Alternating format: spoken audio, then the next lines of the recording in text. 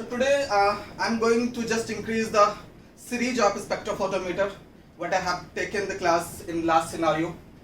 पिछले सिनारियो में हमने कुछ स्पेक्ट्रोफोटोमीटर के बारे में डिस्कस किया था कि स्पेक्ट्रोफोटोमीटर क्या होता है, स्पेक्ट्रम क्या होता है, कितने डिफरेंट टाइप के स्पेक्ट्रोफोटोमीटर होते हैं और उस स्पेक्ट्रोफोटोमीटर का क्या इंपॉर्टेंस है, कब कौन से स्पेक्ट्रोफोटोमीटर को आपको यूज करना है, that is also important part. Because कई बार स्टूडेंट्स को ये नहीं पता होता कि हमें किस काम के लिए किस स्पेक्ट्रोफोटोमीटर पे जाना है। तो उस लास्ट वीडियोस में मैंने इस चीज को एक्सप्लेन किया कि आपको कौन से काम किस स्पेक्ट्रोफोटोमीटर पे करना चाहिए और क्यों करना चाहिए। फिर सेकंड पार्ट में हमने ये बताया कि क्यों स्पेक्ट्रोफोटोमीटर के क्या जब आप यूवी विजुअल स्पेक्ट्रोफोटोमीटर पे काम करते हैं तो किस तरीके की आपको प्रॉब्लम फेस करना पड़ता है while you are performing a particular experiment. उसी कड़ी को आगे बढ़ाते हुए एक नए स्पेक्ट्रोफोटोमीटर पे मैं आज स्टार्ट कर रहा हूं, that is circular diagram spectrophotometer. एक अद्भुत स्पेक्ट्रोफोटोमीटर है ये, खासकर प्रोटीन की एनालिसिस के लिए यूज किया जाता है। प्रोटीन एनालिसिस का मतलब है प्रोटीन के सेकेंडरी जो स्ट्रक्चर होता है उसके चीज को फाइंड आउट करने के लिए किया जाता है। लेकिन ये जो स्पेक्ट्रोफोटोमीटर है सर्कुलर डायग्राम, इसको समझने से पहले आपको कुछ बेसिक कॉन्सेप्ट्स आपके क्लियर होने चाहिए। जब तक वो बेसिक कॉन्सेप्ट्स आपके क्लियर नहीं होंगे आगे आपको स्पेक्ट्रोफोटोमीटर खासकर सर्कुलर डायग्राम ये समझ में नहीं आएगा। तो उनमें से हम जो स्टार्ट करने वाले हैं मैं आपको पहले समझाना चाहता हूं इलेक्ट्रोमैग्नेटिक वेव्स ये क्या होती है। वैसे नाम से ही आपको समझ में आ रहा है, दैट इज इसके दो कंपोनेंट है, एक इलेक्ट्रिक और एक मैग्नेटिक। अब इसको समझने से पहले ये है क्या चीज दिखाता हूं मैं आपको। एक्चुअली में दो फील्ड हमारे पास है, एक इलेक्ट्रिक फील्ड है और दूसरी हमारे पास मैग्नेटिक फील्ड है। एक इलेक्ट्रिक फील्ड और एक मैग्नेटिक फील्ड। अब ये फील्ड है क्या चीज मैं इसको समझाता हूं। हमारे पास एक मेटल का बार है, मेटल का बार, एक मेटल का बार है और मेटल बार है तो मैं इसमें एक इलेक्ट्रॉन आपको दिखाता हूं। We have one electron in this particular metallic bar. ठीक है, होगा क्या अगर इस मेटालिक बार को मैं एक बकायदा एक एसी करंट से कनेक्ट कर दूंगा। ठीक है, तो जब एसी करंट से इस मेटालिक बार को मैं कनेक्ट कर दूंगा तो एसी करंट की वजह से इस बार में मौजूदा जो इलेक्ट्रॉन होगा इसके ऊपर फोर्स आएगा, इसके ऊपर फील्ड आएगी, फोर्स आएगा। उस फोर्स की वजह से क्या होगा, ये इलेक्ट्रॉन मूव करना स्टार्ट करेगा, राइट अपवर्ड डाउनवर्ड, इस तरीके से ये मूव करना स्टार्ट करेगा। ठीक है, और आपको पता है अगर एक रस्सी को मैं इस तरीके से मूव कराऊंगा तो एक डिस्टरबेंस क्रिएट होगी। वो जो डिस्टरबेंस है उस थोड़े टाइम बाद फिर वैसी डिस्टरबेंस आपको देखने को मिलती है। तो जब एक ही डिस्टरबेंस थोड़े टाइम के अंतराल के बाद आपको दोबारा देखने को मिलती है तो इस टाइप डिस्टरबेंस को हम क्या बोलते हैं, वेव, इसी को बोलते हैं। अगर इसको समझा जाए कि जब ये इलेक्ट्रॉन मूव करेगा तो आपको एक बहुत ही क्यूट सी दिमाग में एक इमेज बन के आएगी लाइक दैट। समझ में आ रही बात है आपको? ये that is representing two waves. ये इसका मतलब क्या है कि जब भी एसी करंट इस बार में प्रोड्यूस किया गया, एसी करंट इसमें मैंने यूज किया होगा, इस इलेक्ट्रॉन को एक फोर्स ऑफ रिपल्सन मिला होगा जिसकी वजह से ये इलेक्ट्रॉन मूव करेगा और जब इलेक्ट्रॉन मूव करेगा इसको हम मूव करने की वजह से एक वेव जनरेट होगा। इस इलेक्ट्रॉन के मोशन की एक अपनी फ्रीक्वेंसी होगी। मान लो मैंने अभी जो एसी करंट दिया ये दैट इज 10 किलो हर्ट्ज का है पर सेकंड। इसका मतलब कि जब एसी करंट इसमें दिया गया होगा तो जो इलेक्ट्रॉन मूव कर रहा है वो 10 किलो हर्ट्ज की पर सेकंड की फ्रीक्वेंसी से मूव कर रहा है। तो इस फ्रीक्वेंसी पे एक वेव बाउंड रही होगी। ठीक है, इस वेव का नाम मैंने दे दिया दैट इज इंफ्रा। क्या बोल दिया? इंफ्रा, यानी ये एक इंफ्रा वेव है। समझ में आ रही बात है? तो वेव क्या है ये दिमाग में समझ में आया?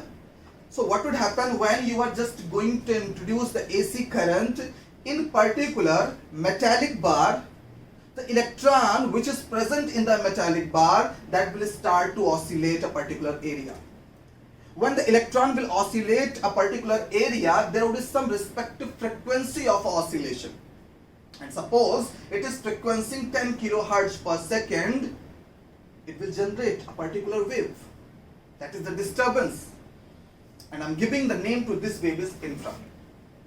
Okay, ठीक है. अच्छा, अब क्या होगा अगर मेरे पास एक दूसरा मेटालिक बार है, जैसे एक ये था, एक मैं और ले लिया, इसमें भी मैं एक इलेक्ट्रॉन मेरे पास है. अब यहां से जो ये वेव्स निकली होगी, ये यहां इस मेटालिक बार में मौजूद इलेक्ट्रॉन पे फोर्स लगाएगी, तो that will start to also oscillate. ये भी ऑसिलेट करेगा कि नहीं करेगा? ये देखिए, ये भी ऑसिलेट करेगा. इसका मतलब यहां से एक पर्टिकुलर बार के इलेक्ट्रॉन के मोशन से, ऑसिलेशन से एक सिग्नल ट्रांसमिट हुआ. रिसीव कौन किया? एक दूसरे मेटालिक बार में मौजूद इलेक्ट्रॉन ने उसको रिसीव किया. रिसीव करने के बाद that will also start to oscillation, वो भी ऑसिलेशन करेगा. तो इसका मतलब यहां से भी मेरे को क्या मिलेगी? वेव्स मिलेगी कि नहीं मिलेगी? वेव्स मिलेगी. अच्छा, अगर इसकी फ्रीक्वेंसी को मैं, जो इलेक्ट्रॉन के ऑसिलेशन की फ्रीक्वेंसी है, इसको मैं अगर 10 पेटाहर्ट्ज कर दूं, पेटाहर्ट्ज बहुत बड़ी फ्रीक्वेंसी होती है, बहुत तेजी के साथ ऑसिलेट करता है, तो इस वेव का नाम दे दिया जाता है दैट इज विजिबल रेंज. ये किस में आ जाता है? विजिबल रेंज में.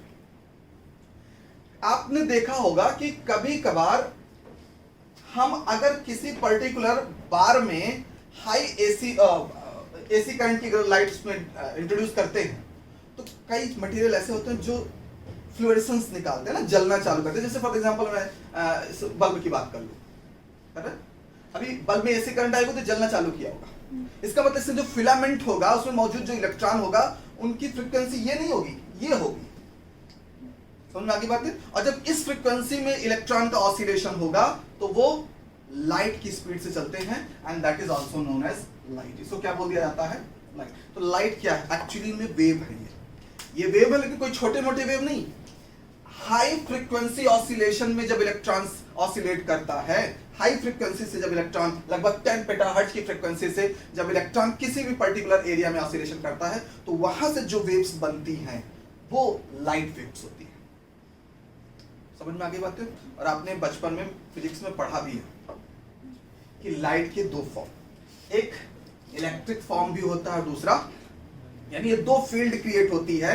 एक इलेक्ट्रिक फील्ड होती है और दूसरी मैग्नेटिक फील्ड होती है. इलेक्ट्रिक फील्ड और मैग्नेटिक फील्ड हमेशा एक दूसरे के परपेंडिकुलर होते हैं. ठीक है? Is that clear? तो यहां से एक बात समझ में आती है, ये इलेक्ट्रोमैग्नेटिक वेव्स, मैंने क्या बोला? Light is electromagnetic waves. So why I am saying that this light is electromagnetic waves? क्योंकि लाइट एक इलेक्ट्रोमैग्नेटिक वेव्स है. क्यों? क्योंकि ये जो लाइट है एक्चुअली में ये वेव है, और वेव कहां से आया? इस इलेक्ट्रॉन के ऑसिलेशन से आया. क्लियर? और इसके चूंकि दो पार्ट हैं, एक इलेक्ट्रिक फील्ड होता है, दूसरा एक मैग्नेटिक फील्ड होता है. समझ में आगे बात है? फील्ड क्यों बोल रहा हूं? क्योंकि ये किसी एक पर्टिकुलर एरिया में फोर्स लगाएंगे, चाहे अट्रैक्टिव फोर्स लगाएं, चाहे रिपल्सिव फोर्स लगाएं, कहीं ना कहीं वो फोर्स उस पर लगाएंगे. समझ में आ गई बात है? तो इलेक्ट्रोमैग्नेटिक वेव समझ में आ गया? ठीक है. मुझे पहले आपको इलेक्ट्रोमैग्नेटिक वेव समझाना था, अब मैं आगे बात करता हूं. मिटा दो इसको, कोई डाउट?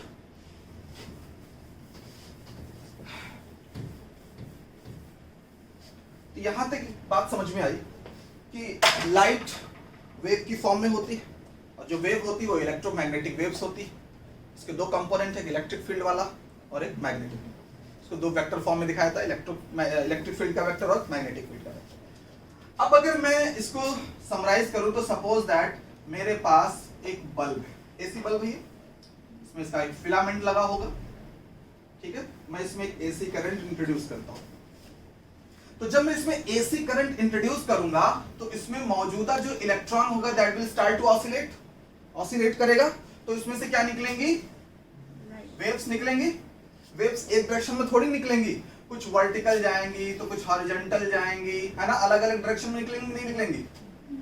कई प्लेन्स होंगे, एक्स एक्सिस में, वाई एक्सिस में, जेड एक्सिस में, कई सारे प्लेन है. और जब कोई लाइट कई सारे प्लेन में मूव करती है तो उसको हम क्या बोल देते हैं? Unpolarised light. क्या बोलते हैं उसको? इट मींस दैट कि जो ये अनपोलराइज्ड वेव भी आप बोल सकते हो, क्योंकि light is a wave, I have told you already. यहां तक clear? Again I am repeating this. What would happen, suppose that we have a particular bulb, that is AC bulb, and I am going to introduce AC current in this bulb. The electrons which is present in the filament, that will start to oscillate. Frequency about 10 petahertz. So because of that frequency, different waves will come out in different direction. Okay? Because these waves are coming out in different planes, that's why it is known as unpolarized light.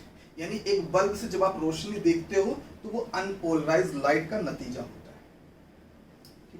गिरती है किसी particular area पे, जब area पे गिरेगी तो वहां से टकरा के आपकी आंखों में जाएगी, आंखों में फिर खेल होता है आपके रॉड एंड कोन का, देन ब्रेन को मैसेज जाता है, ये सारी कहानी आपके अंदर इमेज पे होती है। फिलहाल वो अलग चीज है, क्यों दिखती है क्या नहीं दिखती है, हम फोकस करते हैं अपने सर्कुलर डायग्राम पे। तो अनपोलराइज्ड लाइट समझ में आ गई बात है, ठीक है।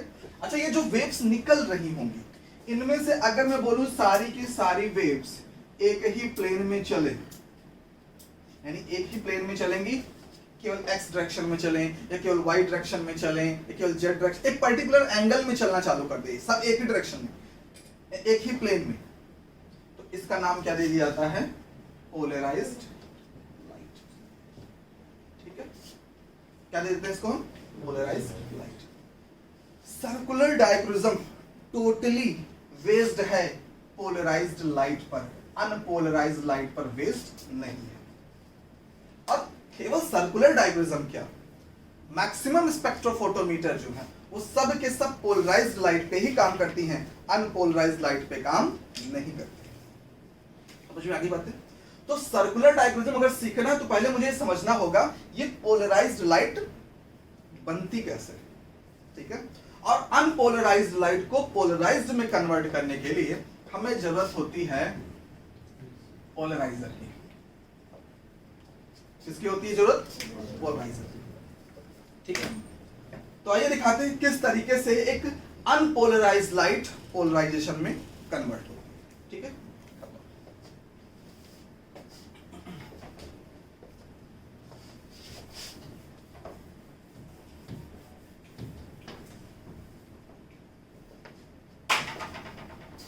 देखिए मैंने कहा कि मेरे पास ये बल्ब है, ठीक है, यहाँ पे फिलामेंट्स लगा था, यहाँ से फ्रीक्वेंसी की वजह से अलग अलग कई डायरेक्शन में यहाँ से वेव निकलना चालू हो गई। ठीक, अच्छा, अब होता क्या है कि यहाँ पर मैं एक पोलराइजर रखता हूं, इस तरीके से। क्या है ये? पोलराइजर है। पॉलीविनाइल अल्कोहल से इस पोलराइजर को बनाया जाता है, जिसमें थोड़ा से आयोडीन की मिक्सिंग की जाती है, आयोडीन की कोटिंग होती है। तो आप ये मान के चलिए जो पोलराइजर होता है, इसमें जो मैं ये लाइन आपको वर्टिकल दिखा रहा हूं, ये आयोडीन की ही स्ट्रिप्स हैं, पतली पतली। क्या है ये? आयोडीन की स्ट्रिप्स है। और इस आयोडीन की जो स्ट्रिप है ना, इससे कभी भी वेव क्रॉस नहीं कर सकती, ठीक है।